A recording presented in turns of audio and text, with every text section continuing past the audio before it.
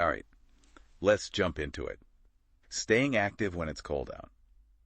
I know sometimes it's like the last thing you want to do. Well, I know, believe me, but gotta do it. Right, Well. exactly. But that's why we're doing this deep dive, all about staying active even when the weather wants you to just, like, hibernate.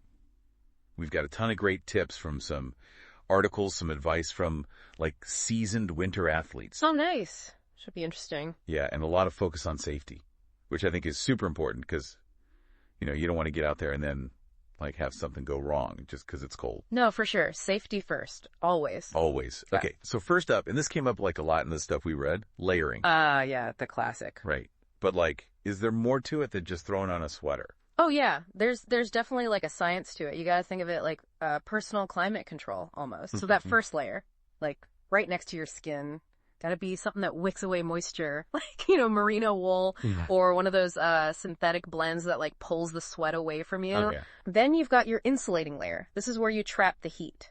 So, like, a nice fleece.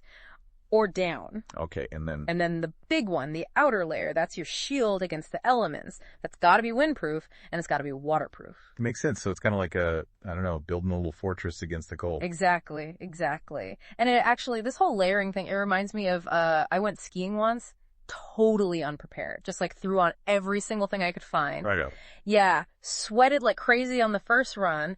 Then up on the lift, I was freezing, soaked through, not fun. Oh, I bet. I've definitely done that. Okay, so layering, super important. What else? Well, another thing they talked about was warming up. Even when it's already cold. Yeah. See, I used to think that too. Like, hey, if it's freezing out, my muscles are already cold, right? So they're good to go. Yeah, exactly. But it turns out that's not how it works. Imagine like a rubber band left out in the cold. It gets all stiff, right? More likely to snap. And our muscles, they're kind of similar. Cold muscles, they're less flexible, way more likely to get strained or even tear. Ouch. Right? So even if it's cold out, gotta warm up, get that blood flow and literally warm those muscles up. So what kind of stuff should we be doing? Things like arm circles, leg swings, torso twists, anything to get those joints moving. Dynamic stretches, they call them. I like that, dynamic. So we're layered up, warmed up, feeling good. Ready to hit the slopes, the trails, the gym, whatever you're into. Exactly. Yeah. But then Yeah. I came across this section on hydration, and that kind of threw me. Really? Yeah, like I always thought of hydration as a summer thing. You know, when it's scorching hot, you got to chug water. But in the winter... It's easy to forget, right, when you're not feeling thirsty. Yeah. But you're losing fluids even when it's cold. Your breath, when you sweat, it all adds up. And if you get dehydrated, well, that can lead to fatigue. It can mess with your performance. And honestly, it can even be dangerous. Wow. Okay, so instead of that hot chocolate I usually grab before a winter run. Maybe swap it for some warm water. Or herbal tea. Okay. Good tip. Good tip. All right, what else? Well, gotta talk about motivation. That's the big one. Oh, for sure. Because when it's dark and cold and your couch is looking real comfy. It's tough. Yeah.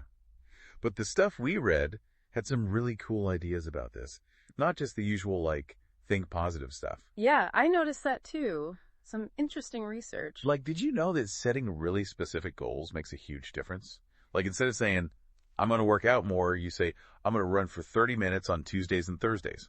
Way more effective. It's true. It takes away the decision fatigue, you know? Right. Less room to back out, like you've already made the plan. Makes sense. Oh, and finding a workout buddy. Someone to hold you accountable, someone to, you know, maybe meet up with for a socially distanced outdoor workout. Oh, yeah. I love that. It's like having a built-in cheerleader.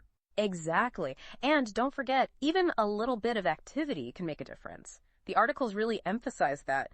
Those endorphins, they can really help fight off the winter blues. So true. Okay, so let's recap.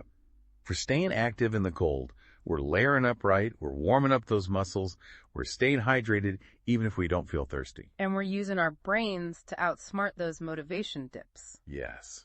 I think we covered it all. Anything else that, like, really stood out to you? I think we hit the main points.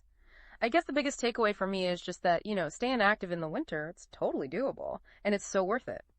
So I guess my final thought for everyone listening is, how can you take these tips and apply them to the stuff you love doing in the winter?